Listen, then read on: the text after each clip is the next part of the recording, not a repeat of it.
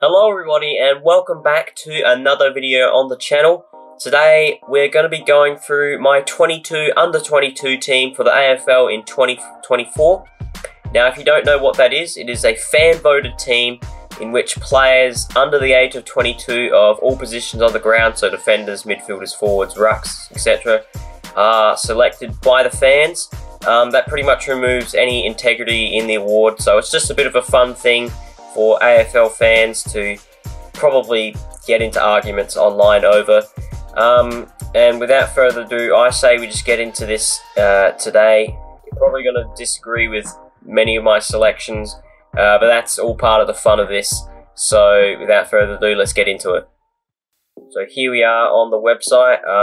So I'm going to put the link down to this in the description below. But first of all, we have to select 6 defenders, you know, as you would in a team. And yeah, all of these players have been deemed the best under 22 players of the season. First of all, I'm going to select my 2 key defenders, because I am going to try and structure this more or less how an actual team would be structured. I don't know if I'll worry about having dedicated wingmen and like having an actual realistic bench with a forward, ruck, back and midfielder. But first of all, I'll go Mac Andrew and Josh Draper. I'm pretty sure these are the only 2 actual key defenders in this little squad of players here. The rest are like medium to small defenders, so there's not really much choice there. But Mac Andrew in particular has been outstanding this year. In the last few rounds, he's actually made us a bit of a switch up forward. Obviously, he had a fantastic game against Essendon, kicked the match-winning goal after the siren. That was his 4th for the match. He kicked like 3 goals the week prior to that, so he's going well up forward. But prior to being a great match-winning forward, he was actually a pretty handy defender, played sort of an intercepting and rebounding role, and he was doing a pretty decent job at it. Josh Draper, he's been a pretty decent player as well. I remember he played a good game against us when Fremantle broke our winning streak back earlier in the year. But look, the only real reason why I've got Josh Draper in the team is because there is not really any other options for key defenders. And while I do think he has been alright this year, he probably hasn't been outstanding like some of the other players are going to put here. Next up, we've got Colby McKercher. I think that's a pretty easy pick. He's been one of the best rebounding, attacking halfback flanks, especially of all the younger ones in the competition. There's quite a few good young mid-sized defenders going around at the moment. Colby McKercher is one of them. So is Max Holmes. He honestly looks a bit older than 20, 21 or whatever his age is. But he still qualifies for this team, and I think he's really had a breakout year this year. Fantastic season by him. I'll go Max Michaelaney for a bit of a mid-sized lockdown defender. I've been watching him a lot this year. He's been very good. He was very good last year in his first season. I think he's a very underrated player for the Crows. Yeah, one of their better young talents. He doesn't play in a really sexy position where he gets a lot of possessions. He has to do a lot of lockdown work, so his stats maybe aren't as good compared to some of these other players, but he is a very solid defender. And Nasiah Wanganeen Milera, I'm not really sure how you say that last part of his surname, but he's been fantastic as well, arguably one of the best rebounding defenders in the competition as well. There's a lot of really good rebounding defenders going around right now. These 5 players here are probably all unlucky not to make my team. Not that it's an official team or anything, and not that they would care that much about not making my team. But yeah, very solid players to miss out here. Potentially I could maybe squeeze Josh Draper out for one of them, but I want to have at least 2 genuine key defenders in my back line. Although all of these players could find themselves on the bench later on anyway. So moving on now to the midfield. Alright, there's a pretty clear top 5 best midfielders for me. Harry Sheezel has to go on there. He's been a fantastic player, probably arguably one of the best players in the competition. Nick Dacos as well, he's a Brownlow contender. Errol Goulden's been fantastic, probably just about as good as he was last year, and he came like top 5 in the Brownlow, top 3, something like that. He's been fantastic, and then Jason Horne-Francis has been really good as well, and then you can't go past Harley Reid. I think this is a pretty clear top 5 midfield. Yeah, so you can see here Harry Sheezel, I think, has probably been the pick of the bunch. I'd argue he has been better than Dacos this season. He's been absolutely fantastic since he's moved into the midfield, and even when he did start off the year along a halfback flank, he was racking up the touches there for a while. Some may argue he didn't have a whole lot of impact, although he's still, I mean, there's not much he could do in a, at the time, winless North Melbourne team, but ever since he has gone into the midfield, he has gone to another level. He looks a class above, even when he gets tagged, which he hasn't had to face too much yet. He'll probably have a few more tags come his way, but even that one game he did get tagged against Richmond, he still ended up with like close to 30 disposals and played a fantastic game. Dacos, Goulden, and Jason Horne-Francis all in their 3rd or 4th years, and I think that, yeah, all 3 of those players are really starting to put in a good body of work, which suggests that they're going to be fantastic players. And Harley Reid, well, he's been in every newspaper and news outlet imaginable this year, and for good reason. He is a fantastic player. He's taken like 3 speckies this year. He's kicked maybe goal of the year. He's had numerous other incredible highlights. Probably could have won the Western Derby medal early in the year. Maybe a bit unlucky not to win that. Won't win the Rising Star though, because he is ineligible. The stories don't end with Harley Reid getting suspended, missing out on medals, the highlights, yeah. But I think that's a pretty easy top 5 midfield to pick for me. I don't think you can really make any arguments there. Alright, the ruck position, we got Sam Darcy and Luke Jackson. Sam Darcy isn't even the ruckman, so I think this is probably the easiest selection I'll have to make in this team. Yeah, I mean, Luke Jackson has been fantastic this year, but yeah, he's not really up against much competition here, is he?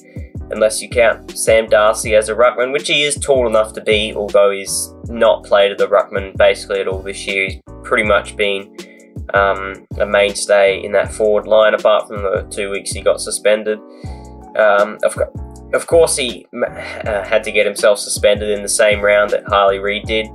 If he hadn't got suspended, then he'd probably be the front runner for the Rising Star behind Harley Reid, of course. But yeah, Luke Jackson for the ruck position in this team. So picking the forward line now, I reckon this is going to be the toughest section of the field to pick. Josh Tracy's probably been the best key forward. Second to him would be Jamarra Ugle-Hagan. Tracy's got like 45 goals this year. He's almost, I don't want to say come out of nowhere, because I know the Fremantle fans have been enjoying his work for a little while now, but this has really been his breakout season, where he's announced himself as one of the best key forwards in the competition. Super accurate as well. He's like 45 goals, 15 behinds, I think. He's going at like 71% goal kicking accuracy. Super, super accurate. Yeah, he's been fantastic. And Jamarra Ugle-Hagan been fantastic as well. Probably the Dogs' best. Well, I think there's not really a debate anymore. He's definitely the Dogs' best forward. Kicked close to 40 goals. Maybe he's gone past that. I'm not entirely sure, but he's thereabouts 40 goals. There's Sam Darcy or Jai Amos. That's another one. I don't know how to pronounce the last name. Is it Amos or Amos? I'm not entirely sure on that one. I'm going to call him Amos, but I think Amos has pipped him for total goals and average goals and goal assists as well, so you really can't go past Amos there. Sam Darcy, maybe I can squeeze him onto the bench, but I don't think I want any more than 3 key forwards on the field at a time. Paul Curtis been fantastic in bottom 2 team. Kicked like 30 goals, I believe, this year. Every time I watch North Melbourne play, he always looks really dangerous. Always seems to bob up with at least 1 or 2 goals, and is a really lively small forward. Then Ollie Dempsey is probably the rising star favourite now that Reed and Darcy are ineligible. Yeah, I think that because he's pretty much played every game in a top 8 team, he's been really consistent throughout the year. Fantastic half forward. I think he has gone on to the wing at stages. Racks up a decent amount of possessions each game. Gets on the scoreboard. Yeah, fantastic player. Ollie Dempsey, absolute workhorse and really talented. Then for the final spot, probably Connor McDonald, either him or Jack Ginnivan for the last small forward spot. But I'd had a look at the stats, and Connor McDonald had him for goals, maybe disposals as well. So I think that choosing him is probably the right call. Hasn't made as many headlines as Jack Ginnivan, that's for sure, but I'd probably rate him as a better player, despite not getting all the media coverage. That is the 6 forwards. Yeah, again, tough for Sam Darcy and Ginnivan to miss out. Kai Lohmann as well has had a really fantastic year. So yeah, there's a few players stiff to miss out here, but we still do have the interchange bench, so we'll see what players we can squeeze on that. So the final 4, I don't know if I want to do this as... I think I'll just try and find the 4 best players to miss out. So Sam Darcy, I think, yeah, he deserves to be in the team, definitely. He's had a fantastic year. He's a superb marker of the ball. He's going to be a really, really special talent in years to come. Jake Saligo of the Crows has been fantastic all year. One of the shining lights in a pretty dreary season for the Crows. I do want to get Brady Hoff in there. He's been fantastic as a smaller lockdown defender for the West Coast Eagles. I think he would be unlucky to miss out. And if I wanted to choose a final... Wardlaw. It's got to be Wardlaw, I reckon. Yeah, got to have Wardlaw in there. I tipped him for the rising star at the start of the year. He still might get there, although he's had a few head knocks and games missed this year, so he might just get pipped out there by Ollie Dempsey. But yeah, I think that if George Wardlaw was to win the rising star this year, there wouldn't be any complaints from me. I think he's been fantastic. He's he is one of the toughest players, at least one of the toughest young players in the competition. Absolutely burrows his head in to win the ball week in, week out. Never takes a backward step. And yeah, Georgie Wardlaw, he's really... I want to say he reminds me of Matt Rao, but he's not that much younger than Rao, and Rao's still playing in the competition, but he is kind of that Matt Rao type player. So that finishes off the team. As you can see here, I'm pretty happy with this team. It is an absolutely stacked list of youngsters that we've got this year. There are so many fantastic young players in the league right now. As you can see there, Mac Andrew, Josh Draper, McKercher, Holmes, Michaelini, Isaiah Wanganeen, Miller, or Malira, I don't know how you say his name. In the back line, Sheasel, Dacos, Goulden, Horn-Francis and Reed. That is a stacked midfield. That could probably beat most teams' best 22 midfield right now. Luke Jackson in the ruck, Tracy, Jamara Uguhagen, Jai Amos, Curtis, Dempsey, Connor McDonald. Absolutely stacked forward line. And then to have these 4 players on the bench, that's just, yeah, absolutely stacked list. So that finishes off the team. We still do have to select captains.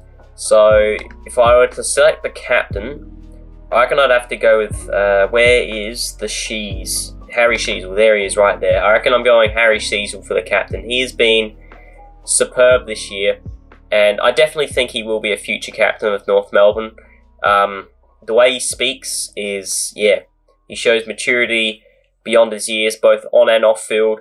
Fantastic player. Arguably, I'd say he's the best player on this team. So arguably, I could give him the captaincy just for that. But he's also, yeah, would probably be one of the better leaders on the team as well. Vice captain, probably can't go wrong with Nick Dacos. I reckon he's... you could probably interchange either of those two players as the captain or vice captain. I think that Sheasel and Dacos have really been on another level this year. Dacos, what he's done in his first 3 years is incredible. He is going to be one of the all-time greats, and I think the same can be said about Harry Sheasel. That is going to wrap up my 22 under 22 team for 2024. If you did enjoy this video, please do leave a like and subscribe. I would love to see your thoughts on my selections, who you would pick in this team. Comment that down in the comment section below. Once again, if you liked this video, leave a like and subscribe. And I'll see you all in the next one. Bye.